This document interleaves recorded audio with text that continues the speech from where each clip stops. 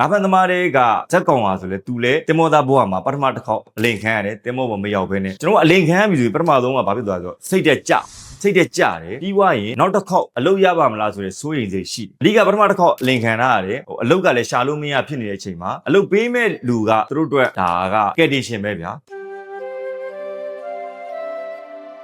တင်မောသားတော်တော်များများကအလိန်ခံနေရတာပဲကျွန်တော်အမြဲတမ်းပြောလို့ပြောတာရှိတယ်တင်မောသားတယောက်လုံးမယ်ဆိုရင်ရိုက်ကြီးအလိန်ခံရမယ်လာတာအလိန်ခံရမယ်တင်မောအလိန်ခံရမယ်ဒီလိန်သုံးလိန်နဲ့အပြေးမလို့ဘူးပေါ့နော်ဒါကထားပါတော့ငါးဖန်သမားတွေကဇက်ကောင်ပါဆိုလဲသူလဲတင်မောသားဘဝမှာပထမတစ်ခေါက်အလိန်ခံရတယ်တင်မောပေါ်မရောက်ဘဲနဲ့အင်ဒိုနီးရှားပြန်လာတာပေါ့နော်ထားပါတော့ဒါကသူပထမတစ်ခေါက်အလိန်ခံရတယ်အဲ့ဒီမှာသူစိတ်ညစ်ညစ်နဲ့တင်မောလိုက်ရှာတယ်ဒီမျိုးတဲ့ဘက်မှာပန်းဆိုးတဲ့ဘက်မှာပေါ့နော်အဓိကတော့အဲ့ဒီနာတစ်ဝိုက်ပေါ့ဘောင်ကျော်တစ်ဝိုက်ပန်းဆိုးတဲ့တစ်ဝိုက်မှာဒါတင်မောသားတိုင်းတိတဲ့နေရာတွေပေါ့နော်ဒီမှာကျင်းလဲကျစားတဲ့လူတွေကဘယ်လိုပြောအဆင်မပြေဖြစ်နေတဲ့တင်မောသားတော်တော်များများကိုသူတို့ကတားကောင်အဖြစ်ပြစ်မှတ်ထားလေးရှိတယ်ကျွန်တော်အလိန်ခံရပြီဆိုရင်ပထမဆုံးကဘာဖြစ်သွားလဲဆိုစိတ်တက်ကြစိတ်တက်ကြတယ်ပြီးွားရင်နောက်တစ်ခေါက်အလုတ်ရပါမလားဆိုတဲ့စိုးရိမ်စိတ်ရှိမသေးကြမရေရာမှုတွေအများကြီးဖြစ်နေတဲ့စိတ်တက်အင်အားချိနေနေတဲ့အချိန်မှာပဲလိမ်မဲ့လူတွေကပြီးတော့ငါးဖန်ပုတ်ပေါ်တင်ပေးမဲ့လူတွေကပေါ့နော်ဖရှင်ပုတ်ပေါ်တင်ပေးနေကြလူတွေကသူတို့ကဒီသားကောင်ကိုတွေ့သွားပြီဆိုတာနဲ့သူတို့ဘယ်လိုစကလုံးသုံးအောင်လဲဆိုတော့သူတို့ကကောင်းကောင်းသိတယ်ပေါ့နော်သိပြီးတော့အဲ့ဒီပုံစံနဲ့ပဲချင်းကပ်အဓိကပထမတစ်ခေါက်လင်ခံရရတယ်အလုတ်ကလည်းရှာလို့မရဖြစ်နေတဲ့အချိန်မှာအလုတ်ပေးမဲ့လူကသူတို့အတွက်ဒါ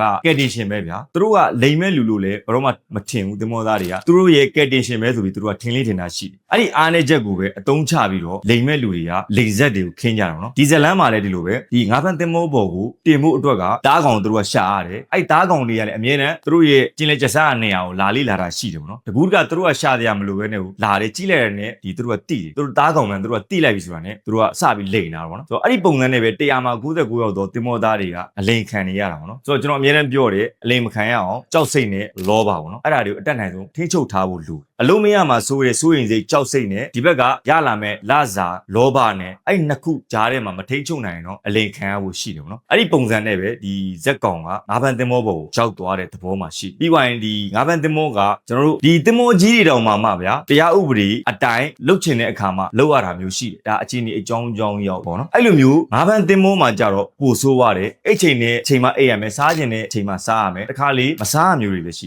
ကျွန်တော်တို့ငါးဖန်တင်မောစီးလိုက်လူတိုင်းကိုကျွန်တော်အင်တာဗျူးဖြစ်တယ်အလုပ်ချိန်ကတနေ့ကို16နာရီ18နာရီလောက်အနည်းဆုံးရှိတယ်စားရတဲ့အစားအစာတွေကလည်းဘာမှကျန်းမာရေးအတွက်အထောက်အကူဖြစ်တဲ့အစားအစာမဟုတ်ဘူးပေါ့နော်ငါးဖန်သမားစာအုပ်မှာရေးထားသလိုပဲတကယ်ကြမ်းတမ်းတဲ့ဘဝတွေကိုဖြတ်သန်းရတာနော်ကျွန်တော်အားကြောင့်မလို့ငါးဖန်သင်မောတက်ဖို့ရှောင်ကြဖို့ကျွန်တော်အမြဲပြောလို့ရှိတယ်တက်မယ်ဆိုရင်လည်းဒီစာအုပ်ကိုဖတ်ဖို့ညွှန်းပေးလေးရှိတယ်ပေါ့နော်